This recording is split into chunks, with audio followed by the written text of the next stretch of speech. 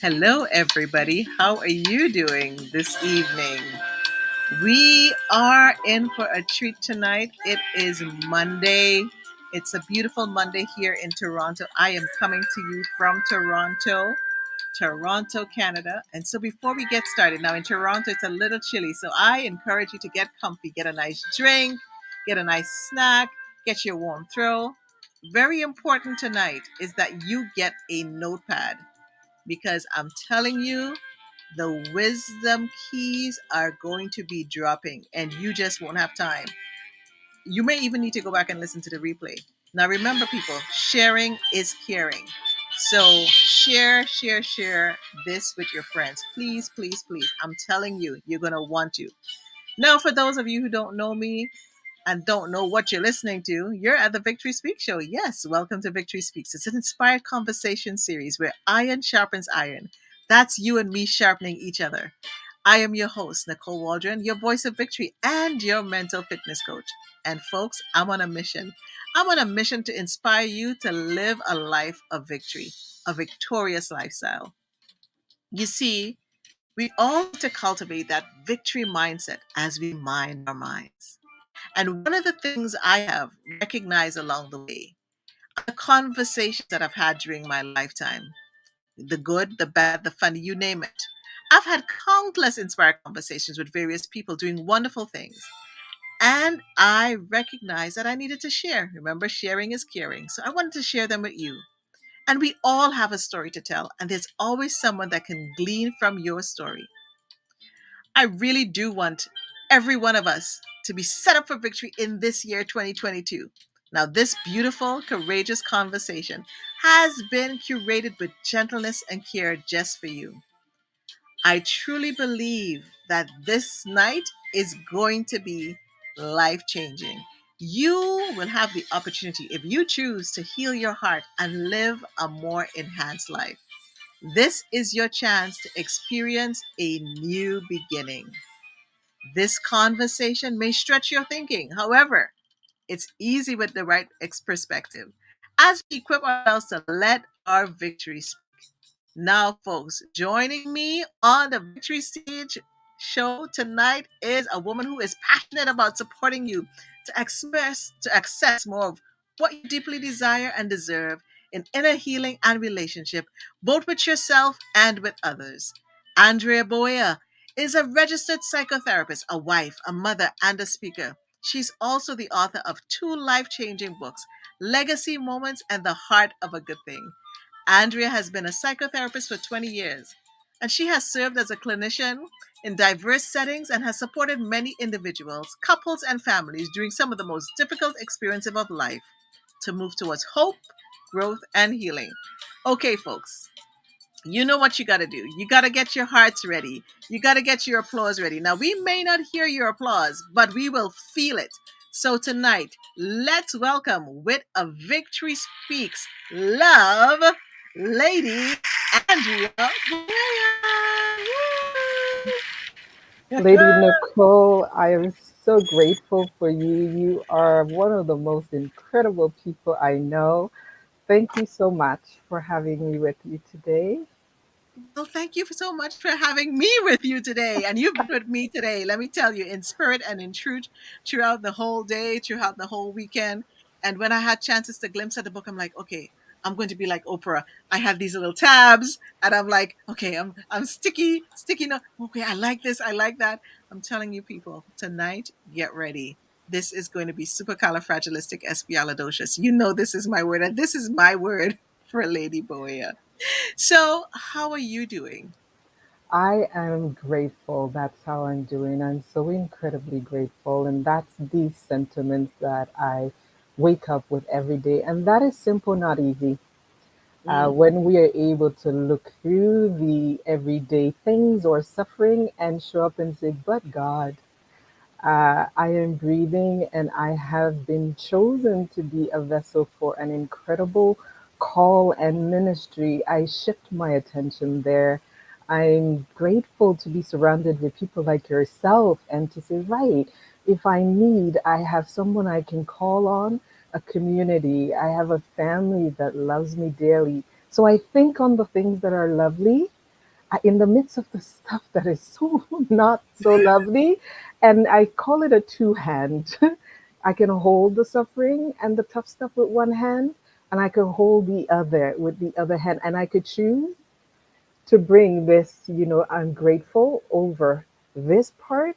And then it gives me the ability to show up every day in that strength and show up for myself and show up for others. So thank you so much for asking me how I'm doing, because it's making me think even right now, yeah, about being grateful just to be here with you, Lady Nicole. Thank you. You know what I love? What just happened? So often, right? We ask people, how you doing? They're like, I'm fine, I'm that, I'm blessed, I'm this. And they walk away. Or sometimes somebody asks you how you're doing, and then they walk away and they really don't listen to what you have to say. Tonight, did you people? We have not even started a minute or two in, and she's already teaching us how to respond when you're asked, how are you doing? And being intentional and thinking about what you're saying and how you're feeling. I'm holding space for everybody tonight. We're holding space for you tonight. And, I did something that it's so interesting that we definitely have in common. I introduced you, but one of the things, we always get to say, okay, oh, Andrea, please introduce yourself.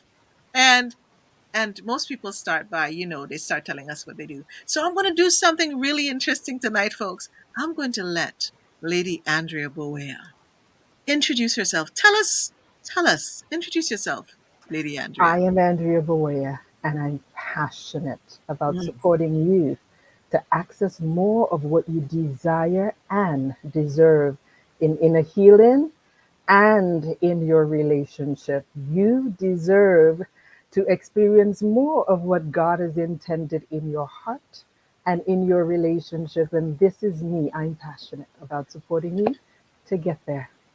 I love it. You see, Andrea, this is what I know we all need to learn how to introduce yourselves. Why did you introduce yourself that way? I introduced myself that way because God has given me the grace to acknowledge and to understand my value. Mm. And so the value in me is what I bring to the roles that I show up for. I am passionate about bringing to life more of what God has intended for all of us. And if you see me as a wife, you should see that value showing up. If you see me as a mom, you should see that value showing up. If you see me as a friend, you should see that value showing up. So as I'm interacting with you right now, the hope is that as I'm plugged into that value, that you will walk away with a sense of more of what you desire and deserve through interacting with me. So I'm so grateful that God has allowed me to know my value that can never be devalued, and so, as I introduce myself that way, there will never be a judgment because there's no comparison in the value that He's placed in me compared to the value that He's placed in someone else, because we're all unique. And so, when you find that value, you're unstoppable. You're unstoppable. It's a laser focus. You're just showing up in this full energy. It's that passion that brings you to life, that makes you innovative, creative. And it's like the world doesn't exist when you are in that zone, but then you impact the entire world from that zone. It's a beautiful place to land.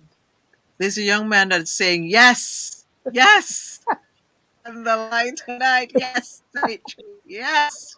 That would be my Superman that chimes in first. That is my cheerleader. Thank you so much, my Lord. I love this. I love it. So, Andrea, you talk about value, but how did you find that value? Like, I mean, you speak with a value with such passion, with such truth, with such grace, and most importantly, humility, because it wasn't boastful. It was Yeah. just so, it was just so graceful. How did you find that value of you? And so, number one, you just tapped on such a great word and concept, Lady Nicole, because it takes tremendous humility, a shift in our traditional understanding, maybe, to show up and say, I am awesome, for example. Because Hmm. there's an intricate understanding there that I didn't become awesome on my own, that I didn't find that value in who I am on my own. So there's a beautiful scripture in the Bible that says it this way: what is the value of your soul to God? And then the comeback is, you are more valuable to God than anything in the world. And so when you tap into that value, you know that God has placed that value in you. So you can show up and say, this is the value that I add to those around me and to the world that I'm called to impact. And so I believe that for me, for sure, it's spending time with God and really having that genuine, humble hunger to say, God, show me who I am. Show me who I am. I'll tell you a story, and everyone that's listening. So I'm adopted.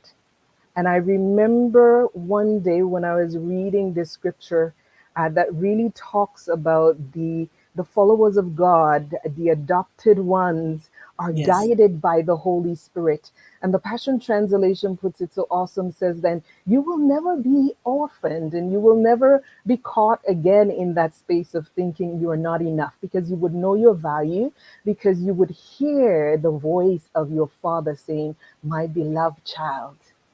I remember the pivot that happened for me in that moment. It wasn't, am I good enough? Am I Yeah. chosen? Am I lovely? Am I lovable? But that I am valued. And so, You are valued. That was a, yeah. you know, it wasn't even that you were valued. Okay, keep going. That was good. No, you're echoing so well. I love having this conversation with you.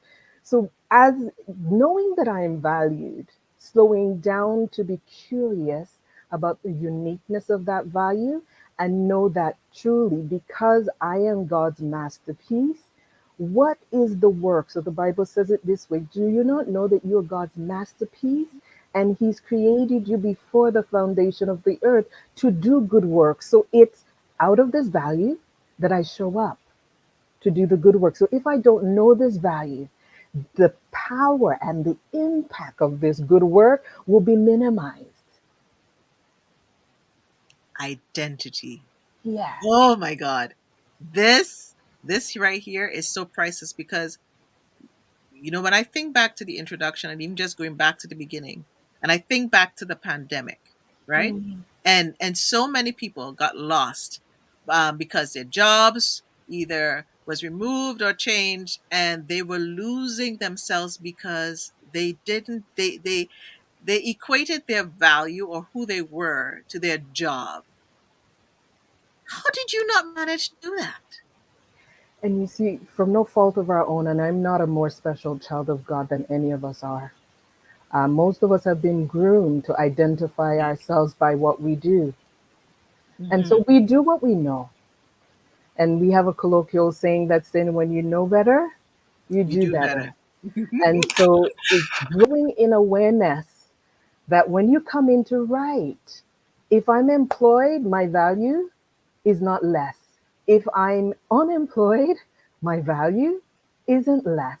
And if you Right. come into that understanding, that is why most people who've been able to pivot during the pandemic has been able to, because they showed up in different spaces in the value of who Right. they are. If I lost my job over here and I didn't know my value, I'm going to feel the bottomless, Hmm. Hmm. absolute loss. And that's debilitating when we feel a loss. I've lost everything. And again, the compassion. There are many people who have experienced that sense of I've lost everything.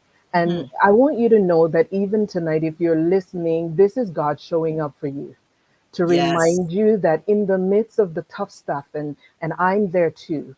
I've been through some pretty tough stuff, but coming back to the foundation of this value in me. If I've lost a job over here, my value, my intrinsic value still remains the same, and I could rise in honoring that value and pivot in another space because that value remains unchanged. And I think this is so key because you know, in the pandemic, I'm going to just pause on the P words. In the pandemic, we had to pause, Yes. and everybody was pivoting. And I keep saying the P word, and I think we all had an opportunity to find perspective, through the pain, the discomfort, and be patient. And those that were patient and were willing to find perspective were really able to pivot in a positive way. Oh, I'm just peeing it up tonight. I'm just saying. And I also realize this is so good for people that life changes, whether it's through an accident, through an illness. And the same thing applies that so many people keep, and you're right, society has trained us to see our value, to see ourselves in what we do instead of who we are, and we have trouble figuring out who we are. I just love this conversation already. Listen, if you're live and on the replay, tell us where you're from. If you have a question, we may be able to throw it in. I don't know, because I am just gonna just pull everything. I'm pulling Dimitri. I hope you're praying for her, because I'm pulling on Lady Andrea tonight.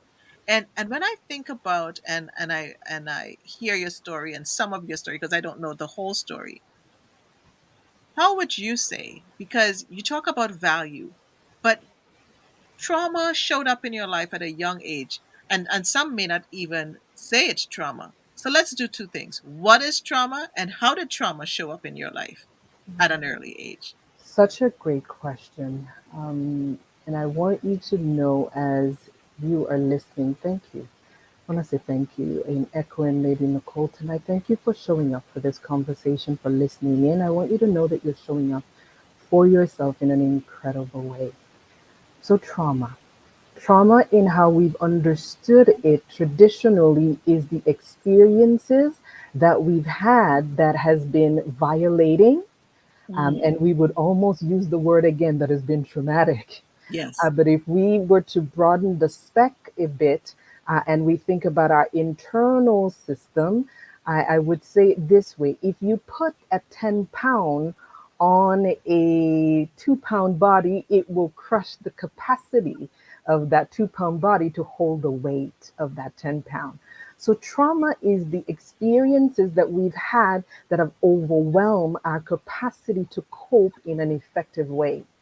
That could be the violating experiences that we typically think of. So the intrusive violating experiences like, sexual trauma, violence. But again, if you think about it, if your needs were neglected, Mm, if you felt a sense of abandonment, that when I needed something growing up, no one was there for me. That's also trauma, because in the stage and age that you might have been at the time, your system did not yet have the capacity to show up in an effective way. So, what most of us do is that we either shut down or we go into that overdrive of fending for self. come So on we now. learn to adapt in ways that would soothe the overwhelm. And so we know the common fight, flight, freeze Yes, fight, response. flight. Yes, Yeah, yes. our body go into the fight, flight, freeze response in order to cope with the overwhelming experience, whether it is the violating experience or the neglect or abandonment experience. That word abandonment, you've used it twice now, Lady Andrea. You've used it twice because people keep thinking rejection. Rejection is different than abandonment. And it brings up a different feeling that we don't even realize that it's doing. Anyways, I digress. I just had to say you No, brought you're up doing abandonment well. twice. You're doing well, and what you brought up there is a good point to actually make some distinction. For example, if I am 5 years old and I'm rejected by the parent, the person who was meant to care for me, Right. at 5 years old, that experience could be one of abandonment, because at five, I am like literally on an island without any exit. So it's a no one to turn to.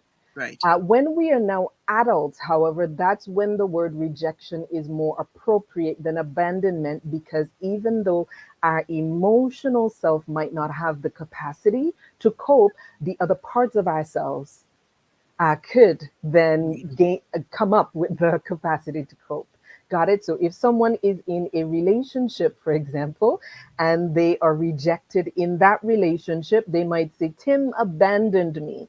As an adult, it's rejection, because you're most of us have the ability as adult to either reach out for the appropriate support or to reach in and develop the capacity to cope. So it's not a you're on an island by yourself, Self, no yeah. key to exit. So that's the distinction. Abandonment is typically the experience of a younger age, while rejection might be the experience that leads to abandonment. Mm, In adult age, it might be called abandonment, but it is in fact rejection. rejection. Wow. Yeah. So as we're talking and we are talking about trauma and you were outlining what trauma is and that word abandonment kept coming up, which was so key. And you experienced trauma where you Yeah. felt and you were actually not even felt, you experienced voicelessness at a very can you would you mind sharing some of that story? For sure, for sure. And it's my honor to share from such a personal place with you. And the hope is that as you hear my story, Mhm. that you would have a sense of not alone. And that's not always the it and end all, but it is a really good place to start. And then as I bring this story full circle, hopefully what you would hear out of that is that it is possible to heal whatever has traumatized you. So let me maybe track back Mm, just a little bit, Lady Nicole. So the distinction is trauma is the experience. That's how we traditionally describe it. But I want you to know in the here and now, what's important to identify is what you have internalized as a result of the traumatic experience of the past. So we can't rewind the clock, for example, to 1954 or 1974 or 1984. But what we can do is to show up for what you have internalized as a result of what you've experienced in the past. So redefining trauma a little bit, that here and now it is the wound that you have held and relived since you have internalized that wound from the traumatic experience. So, my story is as a baby, I struggled with a significant illness. And before I was able to even speak, I was robbed of my voice because that illness overwhelmed my body and the capacity of my body to cope. My uncle, now my father, he is one of the most incredible gifts in my life, would tell me the story. He was a teacher at the time, and at that time, fast food wasn't a thing. You would come home for lunch, eat, and go back to teach at the school. And he would tell me that there would be days when he would come home and he would look at me and he would go straight back to work mm. because my body was overwhelmed in such a way that it was hard to just even look at me. But the pivot here, and this is my hope for you. I had a grandmother. Ah, the Grandmothers. gift that she gave to me, and my grandmother, I call her mother.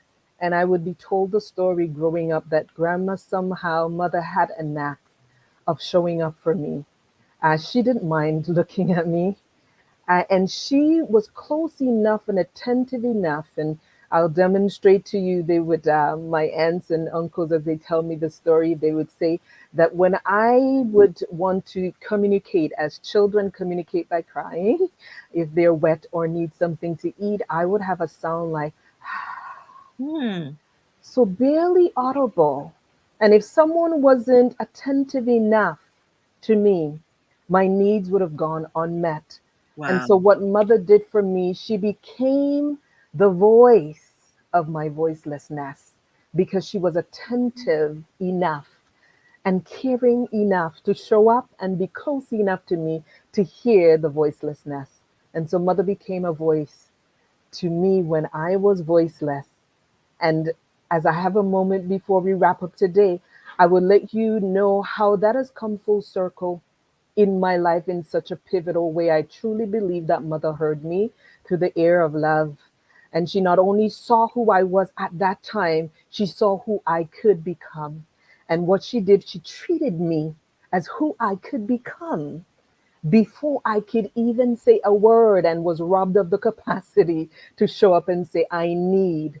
Mother nurtured me back to life with love. And it's by no accident that I show up today with that passion to truly invite those that I'm humbled and privileged to serve to experience that same type of inner healing through bold love, which is what Mother did for me before I even knew that I needed that or could give a voice to it because I was voiceless. This, listen, just in that piece of your story, listen, welcome everybody who is tuning in live and on the replay. I am with Lady Andrea Boweya, and she's just been teaching and sharing just through life and her knowledge. And you said your grandmother heard you through the ears of love. What a story. And then she saw past everything else and saw you, the inner you, and was able to give a voice to what you couldn't articulate. And how many people are sitting down and are not able to have a voice? And we could be right next to them and not helping them or seeing them for where they are, whether they're a baby or whether they're a young person. And the importance, if anybody is listening today, please hear and see the lessons in being that voice to someone who may not have the capacity for whatever reason at that time to share the voice, because the voice is so abundant. And out of the abundance of the heart, I said abundant and I didn't even mean, and see, we were talking out of the abundance of the heart, the mouth speaks. So when the mouth cannot speak, what is the heart saying? And when the mouth is speaking, what is the heart saying? This right here, Lady Andrea, I'm just blown away. Welcome, welcome. Oh, Carl, Benji, look at my sisters. We're sending you much love, Carl. Thank you so much for tuning in. And Lady Joan Pierre, thank you so much. And Hyacinth is giving us hand claps tonight. We thank you all for tuning in and for listening and sharing, because our intent is about healing not just our hearts, which is most important, and the hearts around us. And so, to the little girl there, sitting there, not knowing at that time, the baby, what would you say to her now? Ah, I will say to her now, and maybe even listen to her voice to me, is that your voice is priceless. Your voice is priceless. Your voice is priceless, and your voice has a story, a unique story that deserves to be heard.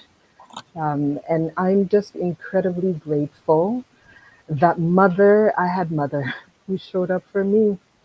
And as everyone that's listening, thank you again for showing up. That's my prayer for you, that in this moment, even as you listen into my story and this amazing conversation with Lady Nicole, is that you would choose to show up for that voice within yourself, and that you would also choose to show up for that voice within someone else.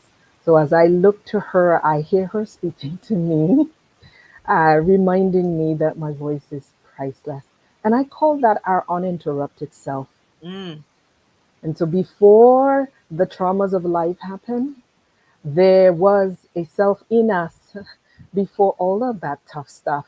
And if we listen into that voice, because as why I did that, Lady Nicole, is because she is in me, but I am becoming out of who she is in me. mm. And so listening to the innocence and the authenticity of that uninterrupted voice that is able to tell me something like, your voice is priceless. Your voice is valuable. You have an important story that deserves to be heard. That gives me an energy and a level of passion that I might not come by otherwise. And sometimes it's important to know that even though we are apt to listen to others, one of the most important voice that we follow more than not, albeit often in the negative direction, is our own voice. Come So on when now. you're able to find that uninterrupted self and listen to that voice, the voice that was in you before the stuff of life happened, it is an incredible pivot in how then you're able to show up. So thank you for bringing that up for me. Listening to her is what came up for me when you asked me what would I say to her right now. listening to her. And so we need to listen to ourselves. What are we really saying? It's interesting. Everybody, so many people do different fasts. They do fast to lose weight. They do fast to pray. No matter what your status in life. And I remember one day I felt in my spirit to do a mind fast. And Mm, what that meant was I had to listen to what I was saying, listen to what I was writing, what I was reading, what I was seeing, and what I was putting into myself, and then what was coming out. And it's interesting when you sit down and then you take stock of that and say, okay, I don't want anything else negative. I don't want anything else of this. What are you going to take out so that you can put into yourself? And you talk about interruption, and I wish I could say what part of the book it is, because listen, people, if you don't have a heart of a good thing, I'm telling you, you may not see it in the light. You need to get these are just some of the tabs here. And you talk about interruption in the book, and you've been talking about it a lot in your discussions. Where were you interrupted? right. Speak to that. Speak to that piece about Right. where were you interrupted. You have just this beautiful way of asking the question. So it's here's the reality. All of us were created perfectly well. There is hardly ever a baby that is born that comes out saying, I'm too dark, too light, not tall enough, not enough here, less here. On the contrary, most babies are born with a sense of a full sense of I am it. It might be 2 a.m., and if they're hungry, they cry. If they want to play at 4 a.m., that's what they elect to do because there is a sense of what I need, I deserve. And then life happened. And so it's important for you to know what has interrupted what God intended from in the beginning. And for most of us, when we lack awareness of what has interrupted what God has intended from in the beginning, we end up living out of that interruption as opposed to out of what God intended. And so that is the part why healing, inner healing, is so important. Because when we now get into that place that have internalized and carried the interruption and lived out of that part, if we become aware of what has interrupted what God intended, we will begin the healing process and then give way again to what God intended. So, as I was sharing with you from my story, I was interrupted by that illness. Mm, Until today, if I'm triggered or hurt, I automatically withdraw and go silent wow. because I'm aware, when I become aware that this is the automatic part of myself that is showing up, yet calling me to healing. Remember, healing is a process, not a destination. So I might have been at grade 1 back then. Now I might be at grade 12 or Right. university level, but it's an ongoing process. So that part of me comes up to invite me to go to the next level of healing. So till today, if I'm hurt, if I'm triggered, I automatically go into silence or withdraw.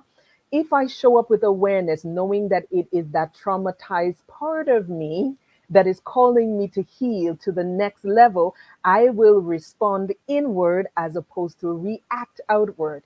If I'm reacting outward, I would withdraw from my loved ones, withdraw from the people that I care about. And then what happens when I do that? The belief system, I'm not good enough. What I need is not, I don't deserve to get what I need Yeah. because a belief system typically follows from that reaction. And then what happens is that the interruption becomes more solid, deep, strengthened. So each time I show up with awareness, and that is the mystery and the amazing reality of how our hearts love us. Each time we are triggered and we get into that automatic reaction, it is a call to interrupt that reaction with awareness.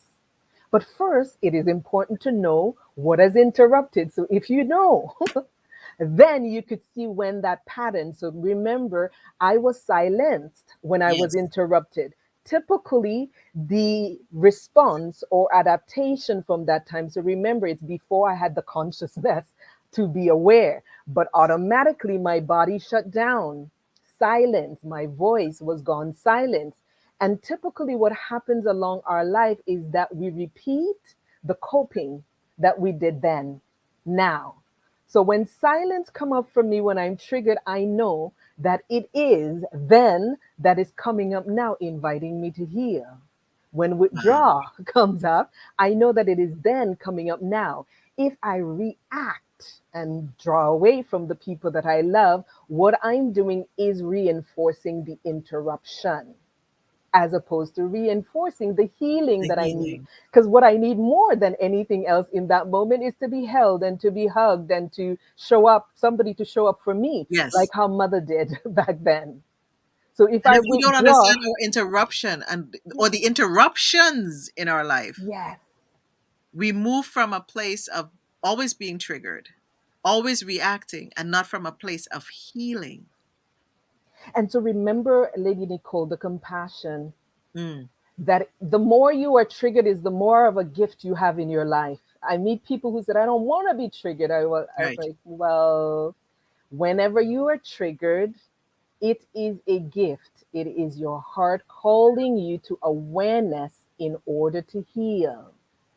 If you lash out, if you shut down, you are being an ally to the interruption, not an ally to the healing that you deserve.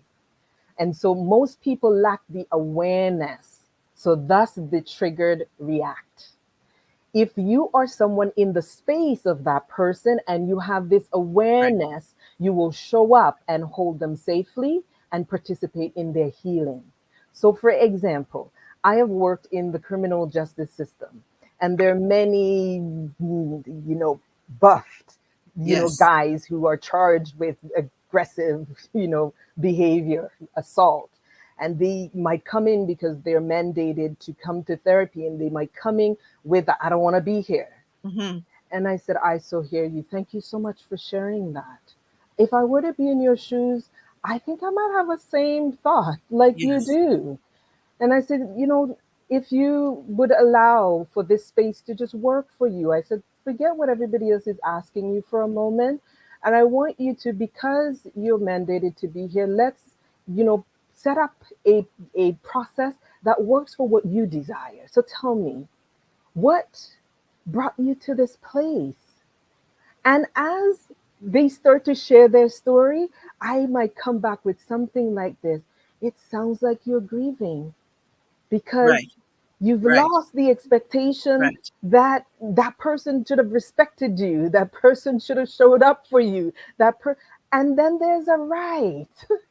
And so in that moment, I'm showing up for the beneath the surface with that person. If I were just being human without the awareness, I was like, well, you don't want to be here. Okay, then.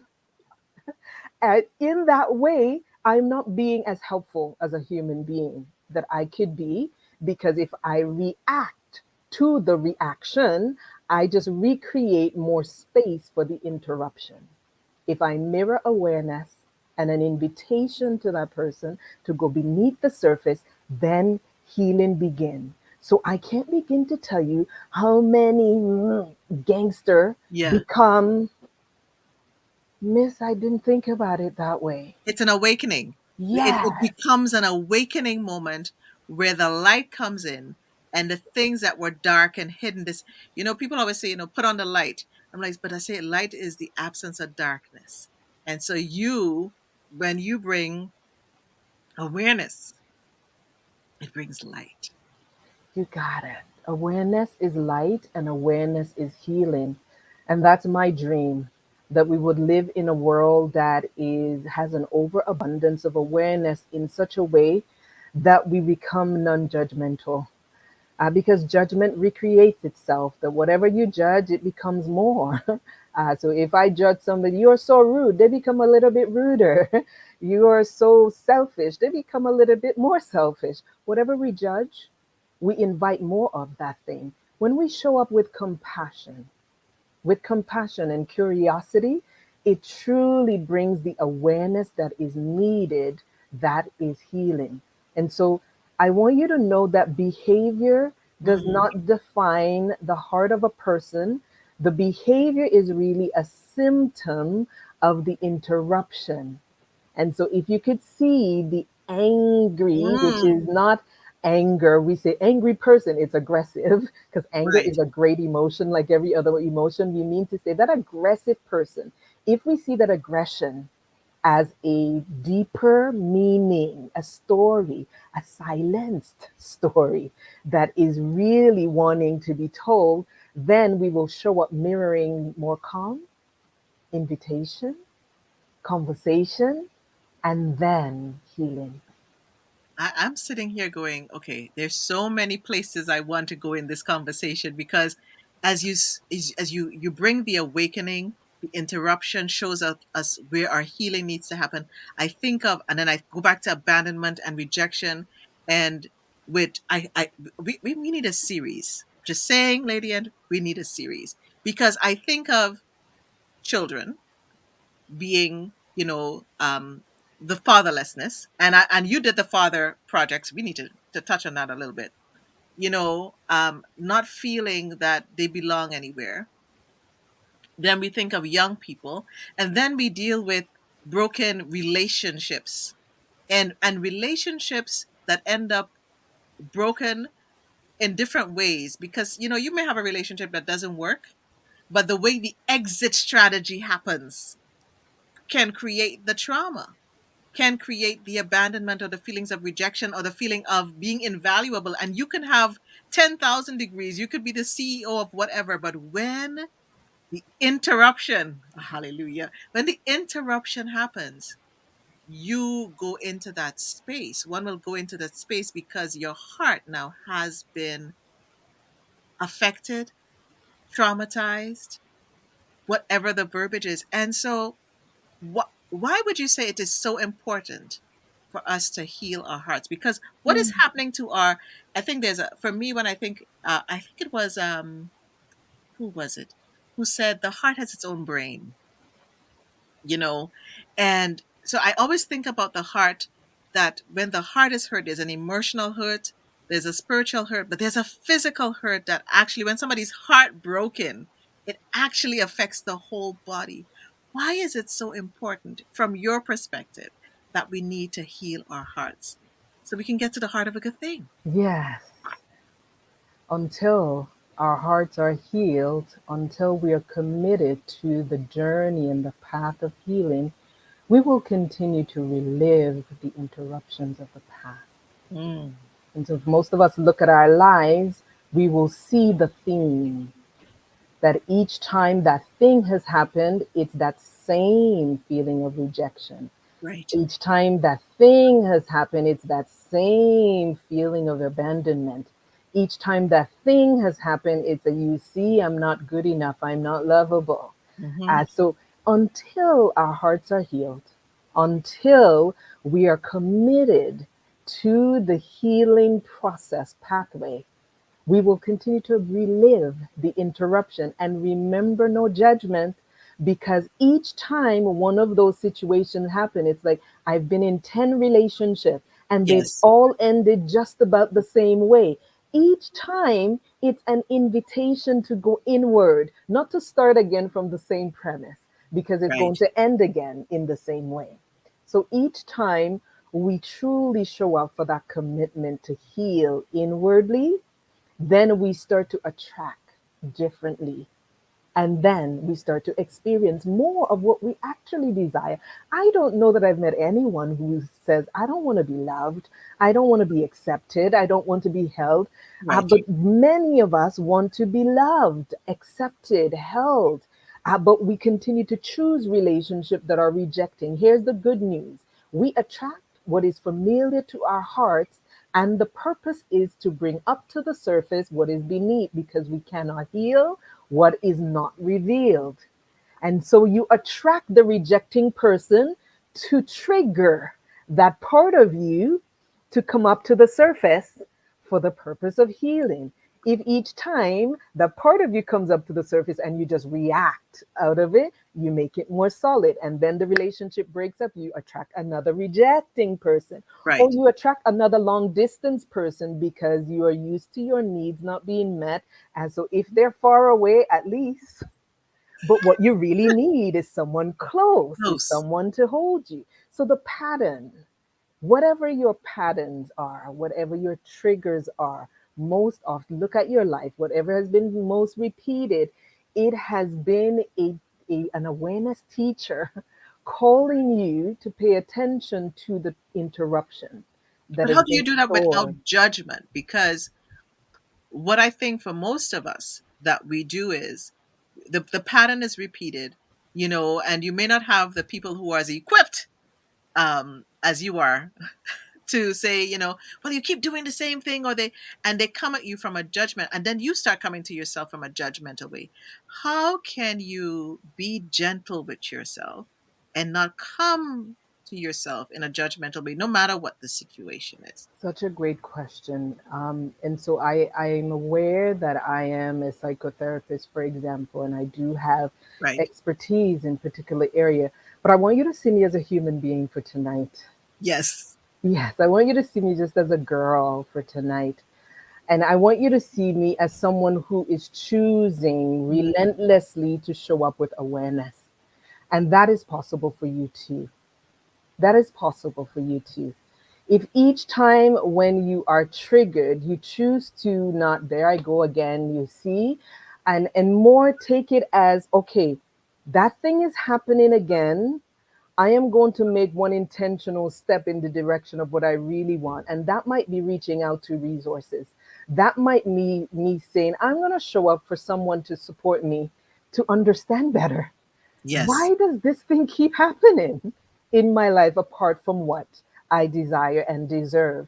And so that's where the know that awareness, again, awareness is understanding better what is subconscious and bringing it to consciousness. And part of that is the acknowledgement that this is how I'm feeling, this is my experience. Know what you know, and then show up for what you know. So, what I'm sharing with you tonight is knowledge that I want you to hold on to as awareness. The next time you fall, so to speak, the Yes. Bible says the lovers of God fall many times, but they rise again. The next time you fall, do yourself a very big favor, a pivot favor, and Yes. don't judge yourself. Mm. Recognize that that experience is calling you to awareness. And it might mean that you need someone in your supportive circle to support you in showing up with the level of awareness that is needed so that your choice next time in that thing, in that job, in that relationship, in that friendship would be different because now you're showing up from a healed place, a healing place, an aware place, as opposed to the automatic. Remember, we attract what is familiar, already known to our hearts. And so Mm. your heart is working for you by attracting the same thing. The role, the goal is to awaken you to awareness that that part of you needs to heal. I understand that this is maybe a different perspective than what you've held on to. And so the brain Yes. might take a while to reframe and to internalize this. But what I want you to know as an anchor is that just about 10% of our everyday behavior, choices in relationship, decision making, even change happens, only 10% happen from our conscious brain. Only Wow. just about 10%. So while consciously that 10% I desire love, I desire to be Mhm. held, I desire to be accepted, subconsciously the 90% is drawing you to the rejecting person, to Wow. the less than, because that part of you needs to heal. Your Heal. subconscious part, the I like to say the only goal of your subconscious part is to heal. And there's no way for it to be healed except it's revealed. So one way that it's revealed is by the choices that it attracts. The next way, a safer way, is for you to reach out to support like myself and I say, wish you could I be my know, therapist. I could be your friend. Yes, I know, I know, And I someone know. has said it this way: the next best thing than a therapist is having a friend that's a therapist. And then I've downloaded all of this in the heart of a good thing. So if you have never reached out to a therapist, if you've been bored by a lack of permission and have been silenced, and really because culturally we really, there's a thing, we don't show up for the vulnerable things of Yes, our heart. At the heart of a good thing is the psychotherapist in me, through the heart of God showing up for you right where you are. And so if you would never reach out to a psychotherapist, this is the psychotherapist coming to you. listen, Yeah. I'm telling you, people. I think everybody who knows Lady Andrea wants her to be their therapist, and we know she can't be our therapist because she knows us. And we're so glad and grateful for this book. And there's so much.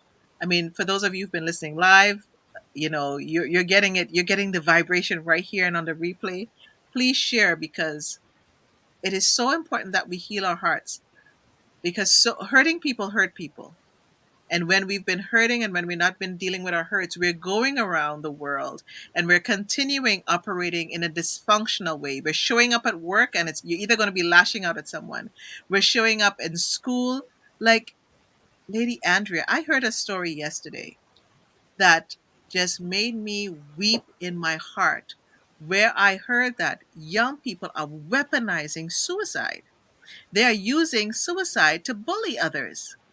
And they're saying things like, um, well, you tried to kill yourself. Well, you didn't put the knife deep enough. Or you didn't. I said, what are you saying to me? And I was speaking to an educator, and she was saying to me what was happening in the schools. And I'm like, what kind of trauma are our young people coming out and showing up in the world? And then we have teachers and therapists and social workers that have to deal with this, and their hands are tied. And then these people are growing up and they're becoming older, and they end up in the criminal justice system. They're ending up in different ways. And as a society, we're just normalizing this behavior. And this is why when I saw this heart of a good thing, and the healing our hearts, it is so important for me, because I think until we start talking about the healing of our hearts, how we speak to our young children, when we think of culturally, I mean, in the Black community, whether you're Caribbean or you're African, whether you're in the brown community, whatever part, there's always this discipline that some of us have grown up with, that we perpetuate and we continue the behavior, not recognizing, well, my mother did this and my father did this, and we continue to do it without thinking of the ramification of our actions. And then there are those of us who think we don't need healing. I'm good. I'm showing up. I got my job, I got my husband, I got my child, and we're doing all of this. But then in friendships, it shows up in some way. How do you, I said all of that to say some of You this. did well. How do we know that our heart needs to be addressed? Does everybody have a matter of the heart that needs to be addressed? Or is everybody also perfect that nobody has a heart issue? So here's the reality, Lady Nicole. And so you've mentioned some things that are just really key just now, and I'll summarize in a minute. That we've all been through something. We have not all been traumatized by the Mhm. things we've been through. And so, as I was sharing my story, because of the timeliness and the proximity of mother in my life, what might have traumatized me to a deeper, greater degree didn't, Right. because of the timeliness of her support in my life. So that's one of the pivot that when we show up timely Mm. for healing, then it truly interrupts the interruption. Ooh, And that. then, secondly, what you were alluding to is the reality and its pivotal awareness that trauma is intergenerational. Mm. From a cultural perspective, it's not only the individual traumas that have reached traumatic experiences that have reached our lives. Most of those traumatic experiences have come out of cultural collective trauma. And so it's important for us to know what we have been showing up with. So I'll give you an example that might not be that deep. And so here is the in my home. One day, my husband said to me, "Why do you wash the cup every time before you use it?" And there was one day he was standing right there and he had just finished washing a cup. And I referenced this story in The Heart of a Good Thing to invite you to pay attention to Right. not always do what you've always done. And so Mm. I was like, um, I don't know that I had a really good reason. I had to think about it because he asked me a conscious question, and in my 10%, I didn't have an answer. Then when I reached into my 90%, I was like, oh, when I was growing up, because I grew up in the Caribbean, it Yes. was quite normal and very acceptable Yes. and quite sanitary, actually, because it was understood that overnight our little friends were in the Yes. cupboard with the cups. And so Yes. when you take a cup from the cupboard, it was Yes. actually sanitary to wash that cup before you use it. Where I live right now, it is absolutely highly, very unlikely that there's any little friends in my cupboard overnight. Yes. But I continue to do what I've always done because we do what is familiar to the heart, even when it doesn't serve the purpose, it doesn't serve the invitation of what Yes. we need in our lives. And so I can't tell you that I've absolutely stopped washing every cup, but I've been washing them less before I use them now because I have more awareness. If Right. you think about the proximity of slavery for those of us who are in the Black community, if you and I unpack this in cultural realities in The Heart of a Good Thing, if you think, see it like a movie, back then, uh, intimate relationship was kind of pretty much outlawed because it was Yes. in direct conflict to the economic goal of the plantation. And so, what would happen whenever a connection was seen, there was a ripping away and sent to another plantation. And Right. so, what the adaptation in that time became, relationships started to be done in secrecy and singleness because it was too harsh. Now the heart shut down because the ripping was overwhelming, traumatic. So the internalization of that trauma and the wound now we started to see relationship in secrecy. We started to see less close connection with the heart. We started to see more sexual relation as opposed to relationship. Come on. Now fast forward the clock to 2021 and tell me how much of this is yet very much a reality in our lives. Long distance relationship, far apart, because even till now, collectively, the trauma has been internalized that the subconscious messaging is that I wouldn't get as hurt if I was secretive. I wouldn't get as hurt if I was more long distance. All the while, what I truly need is to be close, to be held, and to be loved. So remember that our hearts attract what is familiar, while the need is genuinely different. And so part of this is the pivot. In the middle is awareness. Awareness is going to cause me now to show up more of an ally to what I need and less of an ally to the internalized trauma, whether collective or individual. And generally, the individual is from the collective because the level of violation that is within our culture is a direct downflow from the collective unresolved trauma. I'm done. I'm like dropping the mic. I'm walking away from the computer. You are hitting like the things that I think about, the things I know many of us think about, and you're breaking it down in such a way. Lady Andrea, I'm telling you, and I'm saying to you now, all these chapters in this book, and we haven't even talked about. Listen, people, I had an interview structure tonight, but it has taken a whole different turn. I'm just saying.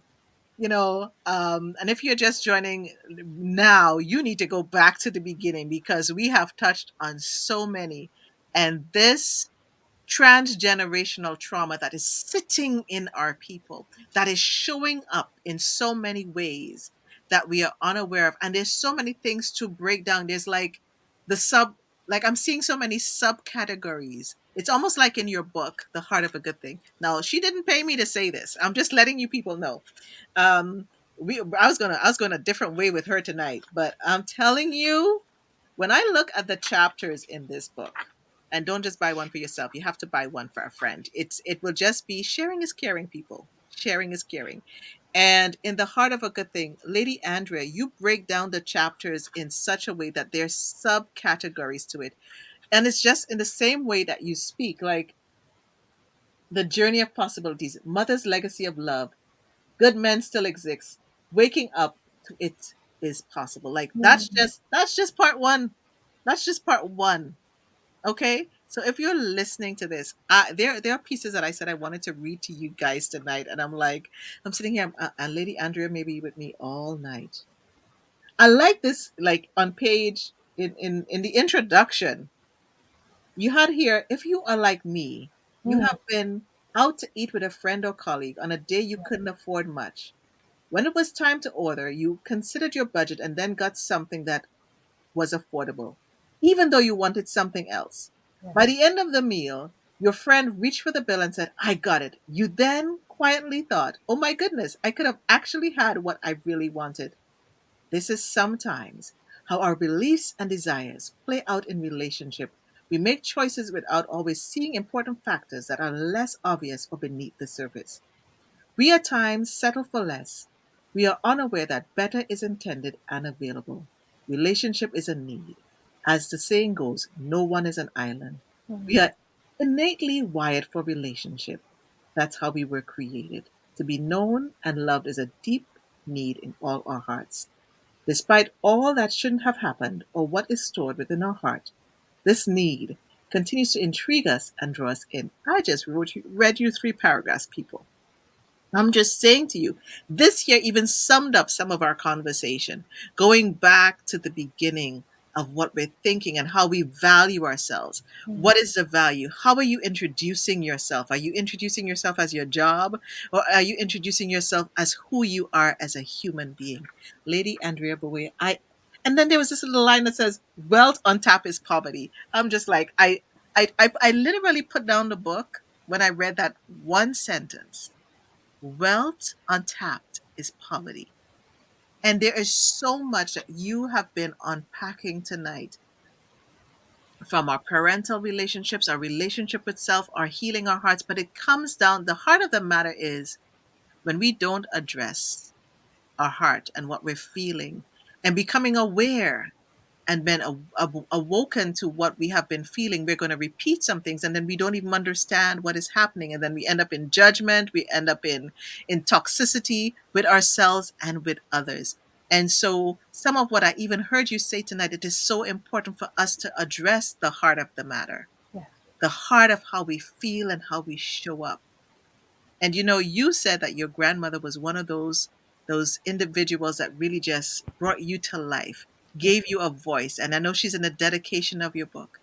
But who else is inspiring you in this journey of life to show up in the fullness of Andrea? Thank you so much for asking, Lady Nicole. And I want to tell you that you're inspiring me right now. Yeah, thank Aw. you. Thank you. That you continue to show up, and as I've been privileged to follow, just the way that you show up with this genuine heart of embracing others, in literally giving each others a platform to voice their voice. It's an amazing projection of your value. And so I want to tell you that I am inspired by Thank you. you. I'm inspired by you. You make this, speaking thing look easy. Uh, And I'm an introvert, believe it or not. no, I could believe it, because that's the good thing about introverts. They are very meaningful in their projection, but after it's all done, we need 2 days to recoup and just rest. So, my husband, I like to say that he has been the correction of rejection in Mm, me to a degree that I can't even begin to describe. And so part of my story was one of rejection from my biological father. And then I was adopted by my uncle, who became, if I would get very emotional. He changed the trajectory of my life, and I share this story in the heart of a good thing to encourage you of the ways that God show up for all of us, and sometimes it's ways that we don't necessarily see sometimes. But my uncle adopted me and became the extraordinary father that I could more than I could have Mm. asked for. And then my I met my husband in January. He proposed to me in February, and then we got married in May. And here What we a love are story. What a love 16 story. years later, 16. because, yes, because God literally, like, I see it as grace. And so, like, most people, like, if I were to be in trouble maritally, ultimately somebody would ask me, so how long did you know each other before you got married? And if I say 2 weeks, they'll be like, well, that's the problem. Except that it was a in the beginning God. Yes. And so, if when we start from the uninterrupted, hearing God's voice, His leading, His choices for our lives, it it truly ends up very differently. Granted that I really did the work. I knew in my heart that it was time for me to get married. And again, everybody's story is different, but this is my story. I knew in my heart that it was time. And so I started that journey of doing exactly what I'm showing up to invite you to do. I had a park that I went to that I called my park of declaration, and I called some people from that park. I literally did the work to unpack generational trauma and things, relationship, culturally, spiritually, that I knew I didn't want to carry. I showed up for the subconscious part of my heart. I reached out for support. I did the work.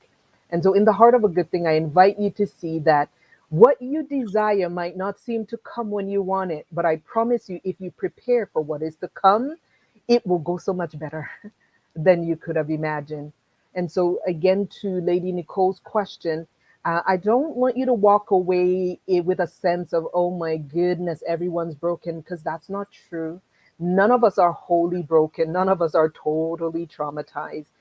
There are parts of us that have been impacted significantly either by the things we've gone through personally or from the cultural download, the collective unresolved.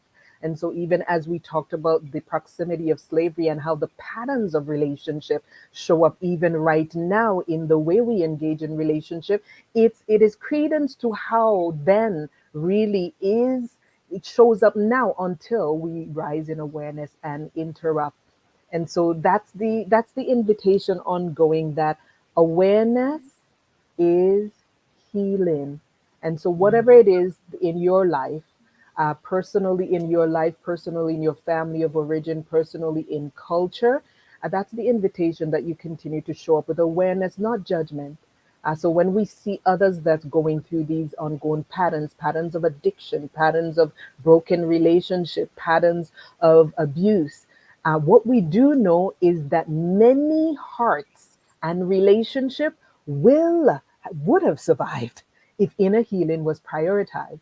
And today I have this saying, and quoted in The Heart of a Good Thing, it is not so much what happened, but what happens next that will Mm. determine who you become. And so, if you choose to rise up in awareness now for what has been subconsciously stored, whether culturally, individually, family of origin, then when you choose to rise in awareness and do what it takes to heal, that will determine who you become. I don't even have words. Awareness is healing. Yes. Um, I'm sitting here, and my brain is going like, how can we bring this to more people? And the interesting thing is, I literally feel drawn to tears. Mhm. I don't even know where the tissue box is. And the reason that I'm drawn to tears is that we do better when we know better. And so much of us, we're not knowing better. and we're Mm. not being taught in terms of the healing of our hearts, and so much brokenness and so much hurt that the world is going through. And so when I hear you break it down in such simple, it's complex yet simple. It's become complex because of all the stuff that has been put on. And when I hear you and I read snippets from the book, and when I listen to the videos what you and your beloved have done, there is such light and such impact that is coming. Um, there's in chapter 11, you start like new beginnings in your relationship with self, others, or in marriage is only possible if your heart is first willing. And sometimes our heart is not first willing because we're so scared. The fear is there.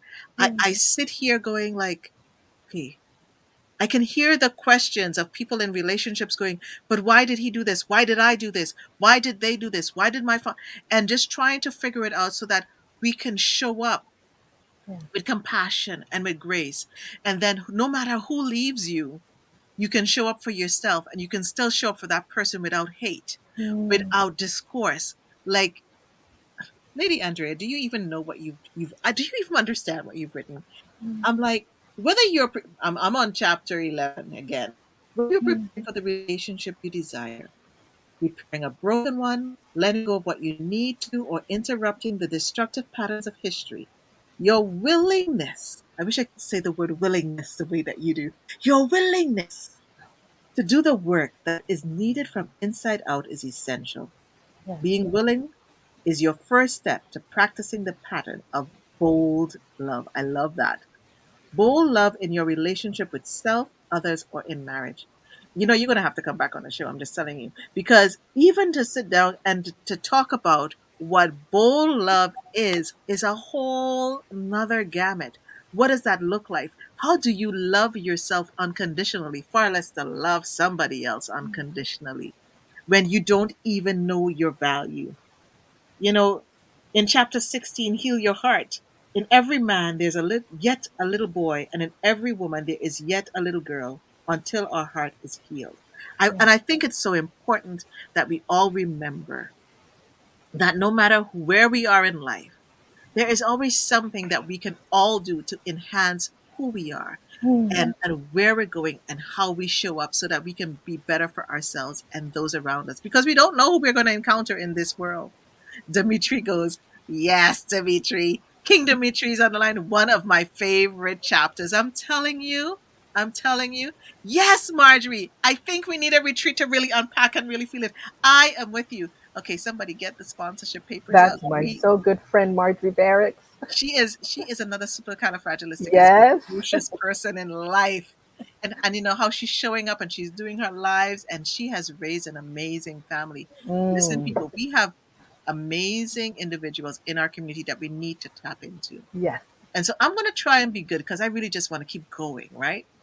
But you have a husband and you have children and you have self, and self care is important. And so let's do a couple things. We're still coming out of this pandemic.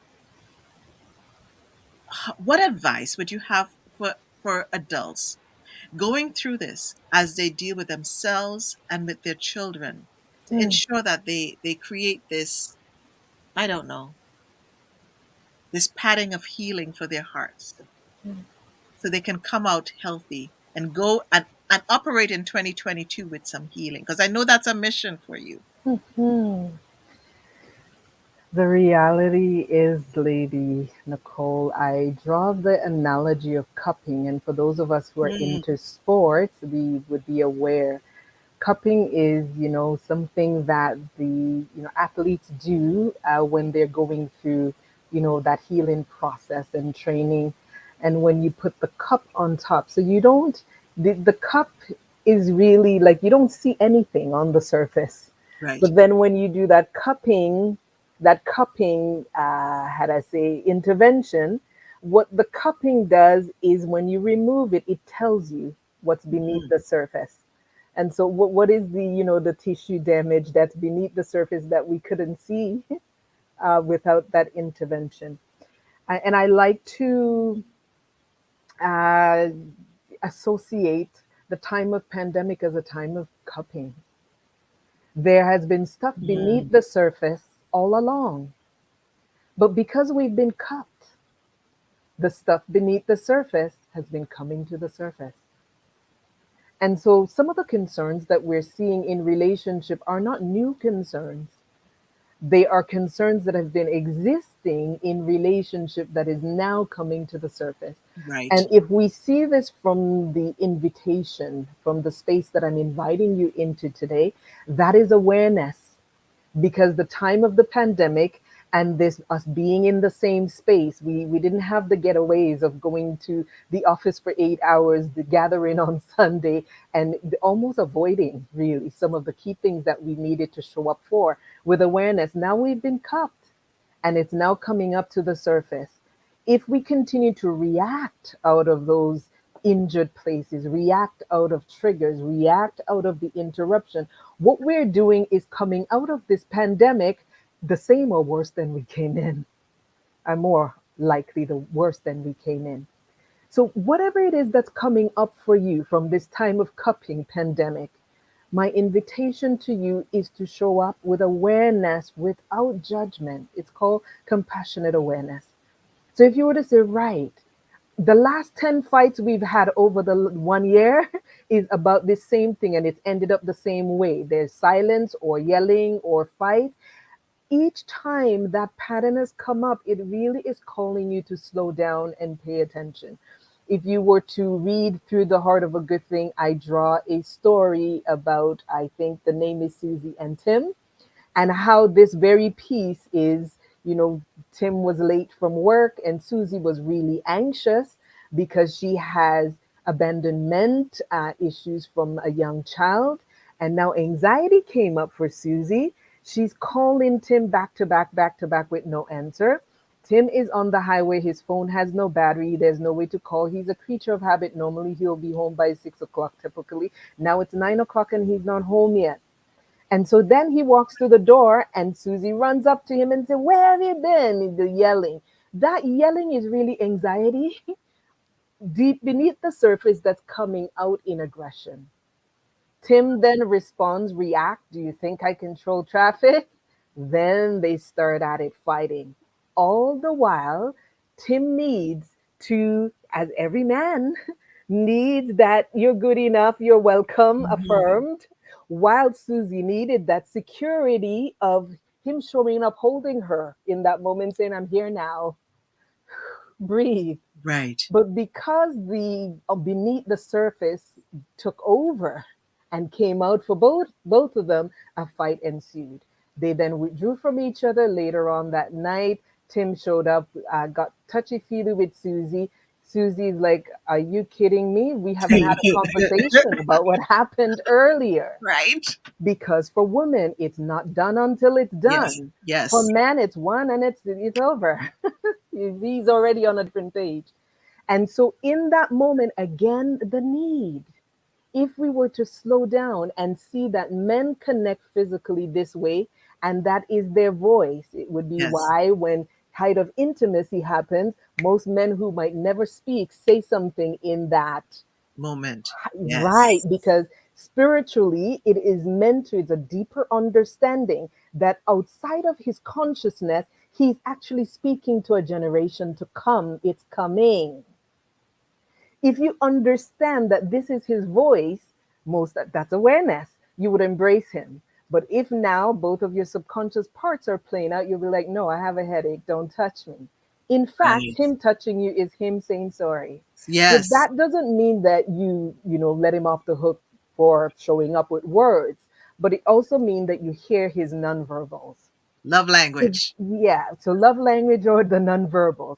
So this is where awareness, whether you are in, and so the stages in the heart of a good thing that I took you through that you were doing so well in reading. The first step is willingness.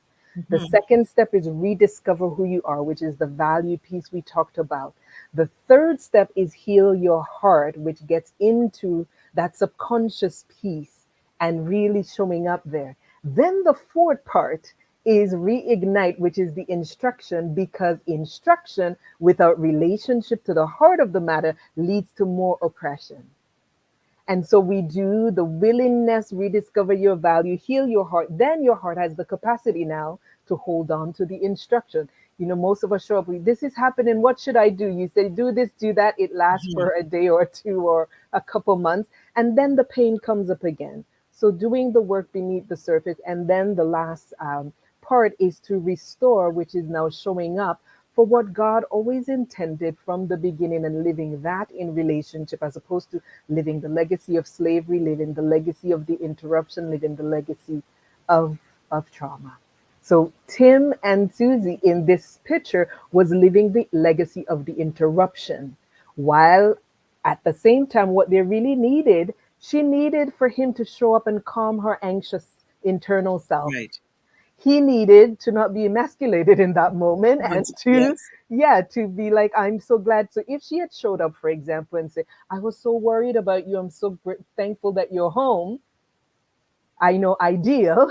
But if you are aware that this ideal would really meet the need for what you need in the moment, then you start to practice more of that as opposed to living out the trauma ongoing, reacting. Marjorie says everyone needs this, but our community really needs it the most, and it is so true. And I think it's the various parts of our community, our community as Black people, as Indigenous people, as Brown people, as people of any color, any race, any ethnicity. We need to heal because I think for each race, each culture, they've all been afflicted with something or the other that, when I go back and I think about some of the analogies that you've shown and the examples that you showed earlier, we've dealt with things that have come down transgenerationally through the years. And listen, people, if you're just joining, I gently and strongly suggest you go back to the beginning of this interview because it is so rich from the beginning of how even Lady Andrea, introduced herself. And so, as I am cognizant of this space, tell me something. Now, you're on the Victory Speak show. What does victory look like for you? Thank you so much for asking that question because when you say victory, I think of you quite honestly Really? because you break that word down so amazing. You do such a good job. But I want to invite everyone to see victory is one moment at a time. Mm, And so I get that the awareness that I'm inviting you into is potentially very vastly different from the way that you have been thinking. And so I say it at the front end of the Heart of a Good Thing as a disclosure. The material in the Heart of a Good Thing might be different to you. I want you to know it is different because it is unfamiliar to what you've been practicing, especially if you've been living out of the interruption. So when I think of victory, I trumpet in this book over and over again, one moment at a time, it is possible. So I want you to see this not insurmountable. Oh my goodness. Don't walk away today saying, oh, I'm just so broken. None of us are wholly broken. There are right. parts of us that have been significantly affected by the unresolved. And then there's the cultural pieces also. As a culture, if you grew up like I grew up, we will do just about everything not to address the vulnerable matters of the heart. Yes. And so the hardness of the trauma in us, the depth has been just, I need people who, when they show up for that healing, then say, I wish I'd done this years ago because there's a realization that it is possible. So I want you to think victory is one moment at a time, one piece of awareness at a time, one action at a time, one moment at a time. It is possible. What you desire and deserve in your heart and in relationship, one moment at a time. It is possible. It is possible. I love your acronym. I love it's not even an acronym. I love the meaning of how you broke down victory. It is so true. And as I pause in this moment, I feel so victorious just having you on the show tonight. This was not a show. This was a masterclass. I'm just saying, this was a masterclass, and you always show up with such grace. You always give people this safe space to show up. And I think all of us that have known you a little bit or a lot are so honored to be in that space. And your chapter 29, humility and honor, is definitely how you show up. And you say humility and honor are essential to the heart of a good thing. They are vital keys to meaningful connection, greater intimacy, and restoration in relationship. This is not only true for marriage, but for every relationship as well. Hmm. To honor is to actively esteem, respect, and assign value, or add weight to someone, especially to the one you love. It means that you treat him or her with respect, not because you agree with everything he or she does, or you always count him or her worthy in your thoughts, but because you know and believe that he or she is a gift Yeah. from God. Yeah. That is so. Mm, mm, mm, mm, mm. Mm, mm, mm, mm, mm. Lady Andrea, I thank you, I honor you, and I would love for you to share with individuals how, I'm going to put this up here, how you can get a heart of a good thing. Don't just buy one, buy two, because I bought one for myself and I bought one for a friend, and I also got the Kindle version. I'm just saying because when I get, I know I have never done this with any book where I have everything, and I think it's because it's so necessary. And I know the own healing. I know I have a lot of healing to do within myself, and I am not too prideful. I think the day that we say we don't have anything to heal, we move in an absolute pride and ego. Because I think whether you have a sibling or you have a friendship or things, there is always somewhere in your life. If you can honestly say to me that you have listened to this masterclass, and there's not one area of your life, even if it's in your finances, I don't even care where it is. Go look and really do an inventory. Is there anywhere that you can heal? Because you know, when you do it, you will be a better human being and show up better. So, Lady Andrea, how can people, if they want you, as those of us who are not friends, how can they uh find out? Do you still have space in your practice for more uh, individuals to show up and say help? Thank you so much for asking. And you just said that well, Lady Nicole, and I want to encourage everyone that's listening. Healing is a process rather than a destination.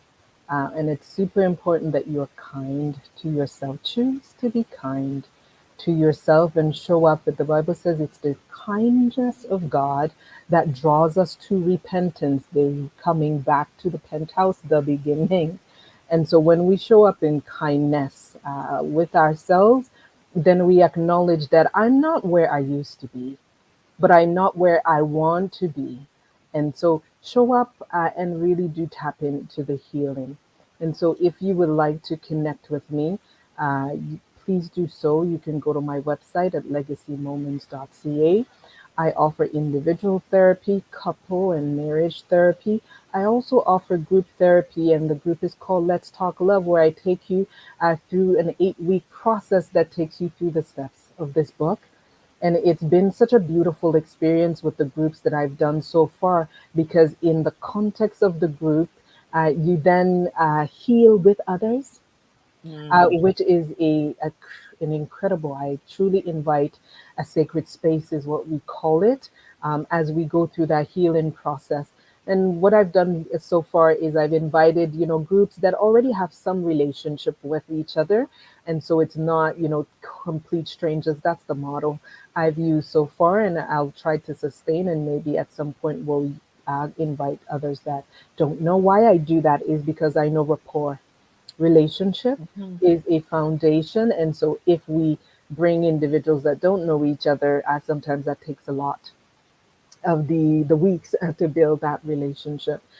So again, if you would like to reach out to me, legacymoments.ca, and please feel free. If I'm not able, for whatever reason, to support you, I would make a commitment to ensure that you are connected Remember again, healing is a process. I read a quote, a post by Dr. Daniel Amen just recently, and he says, when people go to therapy, and the answer is when they are in crisis.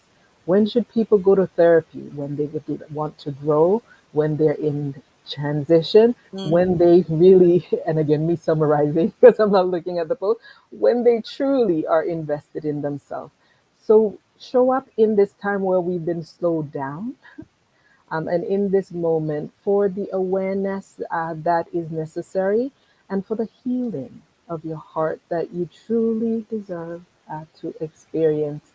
Connect with me if need be, and I will ensure that you're connected with the resources that you need. And how do they get the heart of a good thing? Yes. So you can get the heart of a good thing, new beginnings of healing and bold love in your relationship and marriage on Amazon.ca, Amazon.com, Amazon.uk, all of the. And if you're in the Toronto area and you would like to get a copy from me, go to Legacy Moments and right on the landing page, you will see for Toronto area, you can click there and get the heart of a good thing that way. So, legacymoments.ca. I'm telling you, people, go get the book. And I think one of the things I definitely could not end the show without this last comment here from the wonderful King Dimitri. Thank you so much for this beautiful conversation. Such a blessing. And it really is. And you know what the beautiful thing is? Some people may think that, because King Dimitri is your king, your beloved, that he made you, oh, he's complimenting his beloved. Listen, these two show up authentically for each other when they um, give what one would call a compliment to each other. They really honor each other in a way that is so beautiful, and I wish we all could learn how to do that for each other, in a way that is authentic, that is in a way that is true, and that's in a conversation by itself. Like, how can you show up like this? When I think about even what you're saying with yourself with therapy, when do you know to take your children to therapy?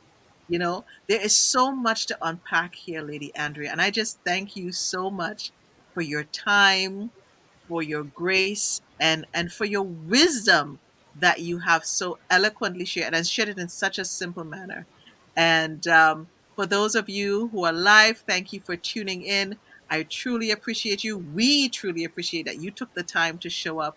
And if you weren't able to watch the whole thing, go back and watch the replay. Share it with somebody because, I really believe that's anybody tonight. I don't think there's anybody who cannot glean from some part of this conversation.